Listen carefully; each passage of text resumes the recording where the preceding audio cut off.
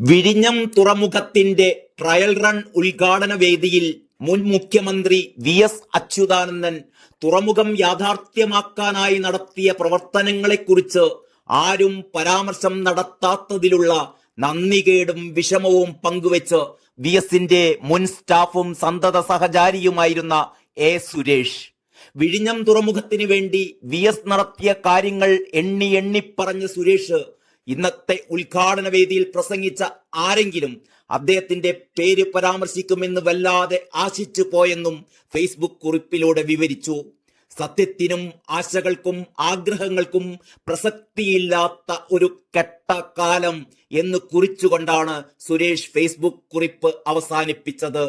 ആ കുറിപ്പിന്റെ പൂർണ്ണരൂപം ഇങ്ങനെയാണ്: വിഴിഞ്ഞം ആദ്യഘട്ടം യാഥാർത്ഥ്യമായി, മദർഷിപ്പ് നങ്കൂരമിട്ടു, ഏറ്റവും സന്തോഷം. പക്ഷേ ഇതിന് തുടക്കം കുറിച്ചുകൊണ്ട് ആദ്യ കരാറിൽ ഒപ്പിട്ടതും വിസിൽ, അതായത് വിഴിഞ്ഞം ഇന്റർനാഷണൽ സീപോർട്ട് ലിമിറ്റഡ് എന്ന സ്വതന്ത്ര കമ്പനിക്ക് രൂപം നൽകിയതും ബാങ്കുകളുടെ കൺസോർഷ്യം രൂപീകരിച്ച് തുറമുഖത്തിനായി പണം സ്വരൂപിക്കാൻ ശ്രമിക്കുകയും അതിനുവേണ്ടി നിരവധി യോഗങ്ങൾ വിളിക്കുകയും പിന്നീട് ഏതോ കേന്ദ്രത്തിൽ നിന്നും പാര വന്നതോടെ ആ ശ്രമം പാതി വഴിയിൽ ഉപേക്ഷിക്കപ്പെടുകയും പിന്നീട് ഗൗതം അദാനി ആദ്യമായി നേരിട്ട് വിഴിഞ്ഞം തുറമുഖത്തിനായി ചർച്ച നടത്താൻ വന്നതുമൊക്കെ വി.എസ്. സർക്കാരിന്റെ കാലത്തായിരുന്നു. ഇന്നത്തെ ഉദ്ഘാടന വേദിയിൽ പ്രസംഗിച്ച ആരെങ്കിലും സഖാവ് വി.എസിന്റെ പേര് പരാമർശിക്കുമെന്ന് വല്ലാതെ ആശിച്ചുപോയി. സത്യത്തിനും ആശകൾക്കും ആഗ്രഹങ്ങൾക്കും പ്രസക്തിയില്ലാത്ത കെട്ടകാലം. ഇത്രയുമാണ് സുരേഷിന്റെ കുറിപ്പ്.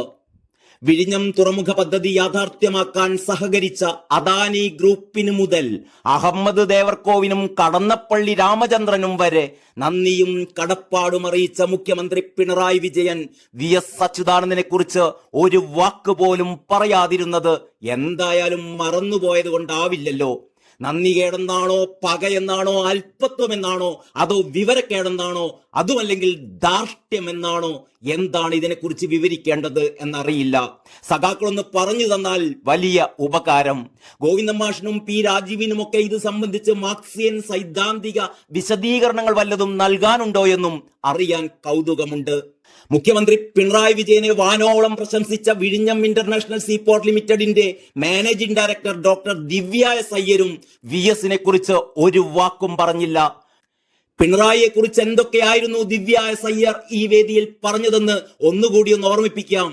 ഇന്ന് വിഴിഞ്ഞം അന്താരാഷ്ട്ര തുറമുഖം ലോകത്തിന് മുന്നിൽ വാതായനങ്ങൾ തുറക്കുമ്പോൾ നമുക്കോരോരുത്തർക്കും കരുത്തും കരുതലുമായി മുഖ്യമന്ത്രി പിണറായി വിജയൻ നിലകൊള്ളുന്നു എന്നും മുഖ്യമന്ത്രി പിണറായി വിജയന്റെ ദൃഢനിശ്ചയവും ഇച്ഛാശക്തിയും മാർഗദർശനവും നമുക്ക് മാതൃകയാണെന്നും ദിവ്യ എസ്. അയ്യർ പറയുമ്പോൾ ഇത് മുഖ്യമന്ത്രിയെ ട്രോളിയതാണോ അതോ അബദ്ധത്തിൽ പറഞ്ഞു പോയതാണോ എന്ന് മാത്രം മനസ്സിലാകുന്നില്ല. പിണറായിക്ക് മുമ്പിൽ എന്തിനാണ് ദിവ്യ എസ്. അയ്യർ പേടിക്കുന്നത് എന്നാണ് മനസ്സിലാവാത്തത്. മന്ത്രി കെ. രാധാകൃഷ്ണനെ കെട്ടിപ്പിടിച്ച് അഭിനന്ദിക്കാൻ കാണിച്ച ആ ആവേശം വി.എസിന്റെ പേര് പറയാൻ കാണിച്ചില്ല എന്നതിന് ഒരു ന്യായീകരണവുമില്ല ദിവ്യ എസ്. അയ്യർ.